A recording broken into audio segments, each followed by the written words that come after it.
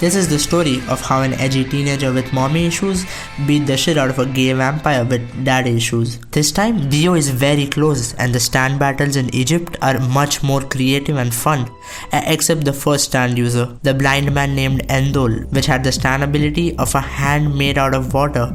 Like, what are you supposed to do with it? Give a handy to Aquaman? So, Jotaro easily defeats him by casually throwing a dog at him. Oh, by the way, this is Iggy, a new member of the group that will be replacing Kakyoin in this season because Kakyoin got blinded by a blind man. Kakyoin! It got Kakyoin! Kakyoin! Kakyoin! It got his eyes! But no need to worry about him. The Speedwagon Foundation got it covered. With its medical expertise, they will fix him up just in time to get donated by Theo. A usual Speedwagon W. Another reason he's the best waifu. Sure, your waifu got ass, but my waifu got assets. Remember I said that stands get more creative in this part? There's a stand named Thought, which is a comic book that visually predicts the future. In the later parts, the author even reuses this formula of thoughts predicting future. Jokes aside though, the art of that comic book is in a masterclass of its own. It's so goofy, funky, unique, sexy and arousing. If it were a doujinshi, I would totally fap to it. But then again, I still fap to it, so does it really matter? Their next enemy was quite unique. A very beautiful and sexy woman that had the ability to turn people into magnets.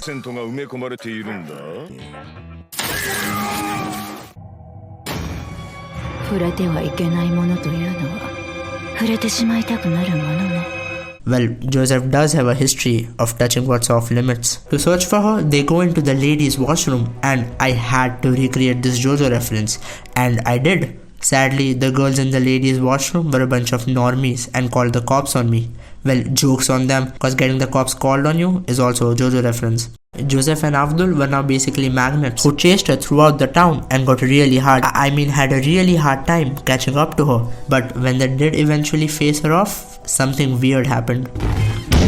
Imagination's running wild. There's no need to worry yourselves. And lucky for me, I just happened to stuff my bra with weapons! She got more nuts on those tits than Lana Rhodes in her entire career. They finally defeat her by crushing her in between.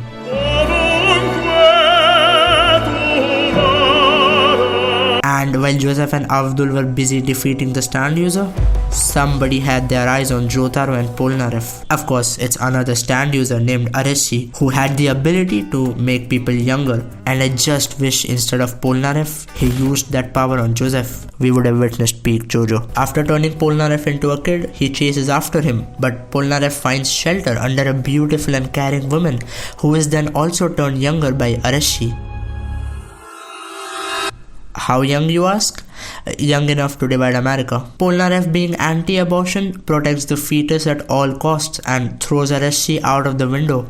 And now he's cornered and begs for mercy and is like, oh, I was just kidding. And to his right, he was kidding. Just less like Kevin Hart and more like Jeffrey Epstein. Of course, we don't tolerate that, so Polnareff and Jotaro beat the shit out of him and sent him flying.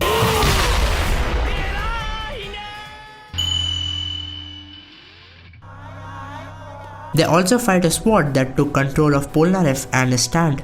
A one-time thing, totally won't ever happen again. What follows after this is one of the best fights of all time, with the integration of a very interesting idea: gambling. Also the cause of my parents' divorce. This time their opponent is a gambling addict named Darby, whose stand is a Squidward after therapy, with the ability to take away the soul of the loser and turn him into Monopoly coins. Darby wins Polnareff's soul, and now in order to save Polnareff, Joseph enters the ring to defeat Darby in a battle of wits. Sadly, this time he was the one that got outsmarted, in a very roundabout way. Now the tension was high because it's all on Jotaro to win, or else they will lose everything. And Jotaro, being the caring and gentle boy he is, wagers his hospitalized friend and mom's soul.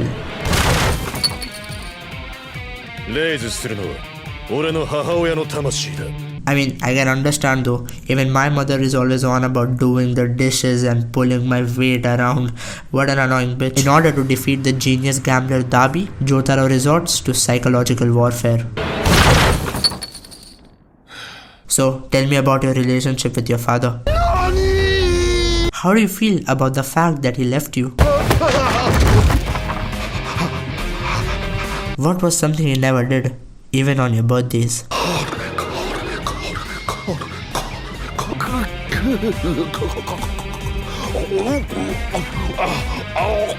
Darby's daddy issues ran so deep, his hair turned white due to stress. This is followed by some light-hearted episodes where we discover Jotaro's kink of being sneezed on. Watch it. Look at that happy face. Turns out Iggy lost a leg because he met some hungry Chinese on the way. After a series of strenuous battles, everybody regroups and it's Kakyoin. Kakyoin is back. After enduring and overcoming multiple obstacles laid out by multiple stand users, our crusaders finally have Dio within an arm's length, almost within the grasp of their hand. Yet, it all feels unreal, almost mythical even, because even though they were constantly pursuing Dio since the last 50 days, suddenly it is now all too real, and in order to step even a foot forward, they need to materialize their resolve to an unwavering extent. And thus, ジョセフは思った。 I hope we can do that again. 歌教員は思った。アブドゥルは思った。 I hope we can do that again. ポルナレフは思った。 I hope I don't lose the control of my stand and become a turtle. イギーは思った。 As our heroes stand against a great foe, a formidable battle awaits them, which I will be covering in the next video. If you are interested in animal abuse, misogyny or avoodooing, watch this video.